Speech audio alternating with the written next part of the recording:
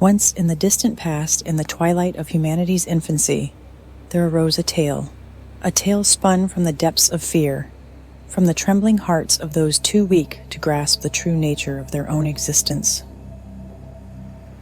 This tale, born of darkness and ignorance, took root in the minds of men and women who had not yet learned to look beyond the shadows, who had not yet found the courage to see the world as it truly is.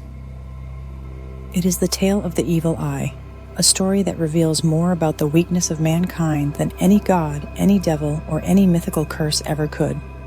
In those ancient days when the world was still a mystery to the minds of men, when they looked upon the sky and saw the anger of the gods in the storm clouds, when they beheld the moon and trembled at its pale, unblinking gaze, there was a belief, no, a superstition, that the human eye, with all its depth and mystery, could wield a terrible power. It was said that a mere glance, if charged with enough envy, enough malice, could curse its victim, bringing misfortune, illness, and death. This was the evil eye, a curse believed to be cast by those whose hearts were twisted with jealousy, those who, unable to bear the sight of another's happiness, sought to destroy it with nothing more than a look. In ancient Greece and Rome, the evil eye was closely associated with envy. The Greeks believed that those who were too fortunate or successful were likely to attract the envious gaze of others, which could bring about their downfall.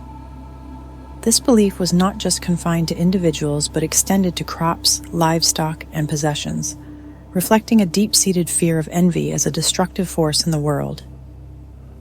The Romans, inheriting much from Greek culture, also feared the evil eye and devised numerous rituals and symbols to ward it off, including the use of phallic symbols as protective charms. In the Middle East and North Africa, the belief in the evil eye has been particularly enduring, with traditions still alive today. The hamsa, a hand-shaped amulet, is commonly used to ward off the evil eye, symbolizing divine protection against such curses. Similarly, in ancient Egypt, the Eye of Horus served as a protective symbol against evil forces, including the evil eye. This ancient curse, feared by so many, is nothing more than a reflection of your own insecurities, a phantom born of ignorance and weakness. It is the belief that the envious gaze of another can harm you, that their ill will can somehow curse your life. But I tell you this, such fears are the chains of the weak, the tools of the herd to keep you in line, to make you doubt yourself, to hold you back from realizing your true potential. You are still trapped in the morality of the weak, in the mindset that tells you to fear, to hide, to submit. But you, yes you, have the power to rise above this, to break free from these chains, to become what I call the Übermensch, the one who creates his own values, who stands above the petty concerns of the masses, who forges his own path with unwavering will. The evil eye holds power only if you allow it to. It is not the gaze of others that you truly fear, but the weakness within yourself.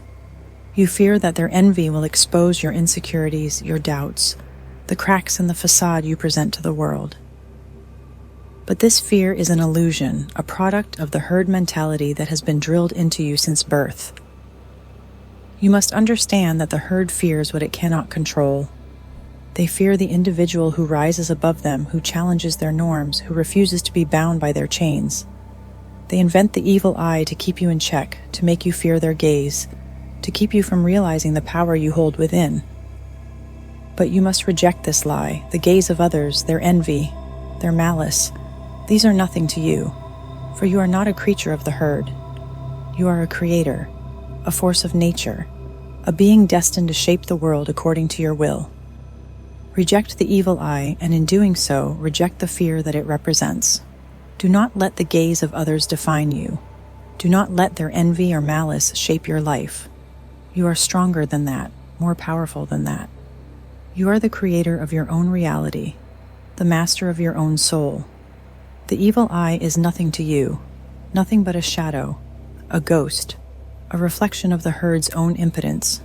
Rise above your fears, cast off the chains of superstition, and embrace your true nature. You are not a victim, not a slave to the judgments of others. You are the Übermensch, the one who stands above the herd, who creates his own values, who forges his own path in a world that seeks to drag you down. The evil eye holds no power over you unless you allow it to. You have the strength to reject it, to rise above it, to become the master of your own destiny. You stand at the edge of a cliff, the wind howling around you, the abyss yawning at your feet. Below, the waves crash violently against the rocks, a reminder of the chaos that lies beneath the surface of life. You feel the gaze of others upon you, a burning sensation at the back of your neck, as if their envy and malice could push you over the edge with a mere thought. This is the evil eye, the curse of the weak, the gaze of those who cannot bear to see another rise above them. But you are not like them. You will not fall victim to their fears, their insecurities, their poisonous thoughts. You will stand tall, unshaken, for you are destined for greater things. Now heed my words, for they are the key to your liberation. The first step to protecting yourself from the evil eye is to recognize it for what it truly is: the embodiment of envy, the manifestation of the weak and powerless who wish to drag you down to their level. When you feel its presence, do not cower or shrink away. Instead, stand firm and confront it head-on. The gaze of the envious has no power over you unless you allow it to seep into your soul, unless you let it poison your thoughts and weaken your resolve. To shield yourself from the evil eye, you must first forge an armor of willpower, an unbreakable shield of self-belief. You must know yourself, your strengths, and your purpose with unwavering clarity. The envious will try to cloud your vision, to make you doubt your path, but you must not waver. Stand tall in the face of their malice, and let their envy bounce off you like arrows against a fortress of steel.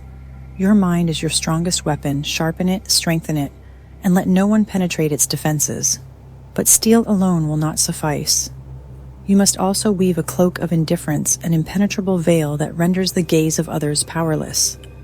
When you walk among the envious, let their glances slide off you like water off a stone. Their thoughts are not your thoughts, their fears are not your fears. Do not let their judgment touch you, for it is born of their own inadequacies, their own failures. You are not here to live by their standards, to be measured by their petty minds. You are here to carve your own path, to forge your own destiny. And yet, do not mistake indifference for isolation. You must walk among them, but not as one of them. Be the storm that they cannot predict, the fire that they cannot extinguish. Their gaze will follow you, but let them watch. Let them tremble at the sight of your ascent. For in your rise, you do not merely protect yourself from their envy, you transcend it. You become something beyond their reach, beyond their understanding, a force of nature that they cannot hope to contain. There will be those who seek to anchor you with charms, with talismans, with rituals born of fear, but these are crutches for the weak, for those who do not understand the true nature of power. The only true protection lies within you, your will, your resolve, your indifference to the petty concerns of the herd. When you walk this earth as a lion among sheep, when you see their envy and laugh, you will know that the evil eye has no power over you. For you are the creator of your own fate, the master of your own destiny, and no gaze, no curse can bind you unless you allow it. So go forth, unafraid, unbowed. The world will watch you, the envious will glare, but you, yes you, will rise above them all. Let their eyes burn with envy, for it is the fuel of your ascent. Let their curses turn to ash in the wind, for you are beyond their reach. You are the storm, the fire, the force that no gaze can extinguish.